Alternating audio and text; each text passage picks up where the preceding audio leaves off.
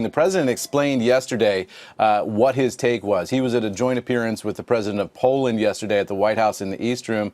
The president laid out his thinking on tariffs on the Chinese. Here's what he said. To have the benefit of China having to do with North Korea. And they have been helpful. I hope they're still helpful. There's a question about that.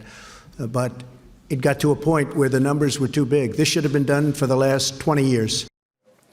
The president also said that the United States has been the piggy bank of the world and that the United States has been taken advantage of for years and years.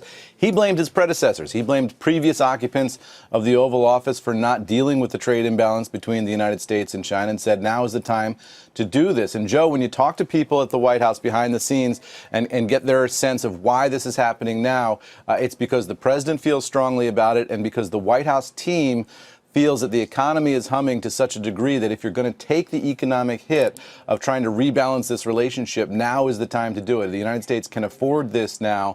It can't when there's a recession on, so now is the time they feel to tackle this problem. So that sort of encapsulates the president's thinking. What we don't know now is whether or not the president's going to move forward with that $267 billion. He said earlier in the week that he would if the Chinese retaliated.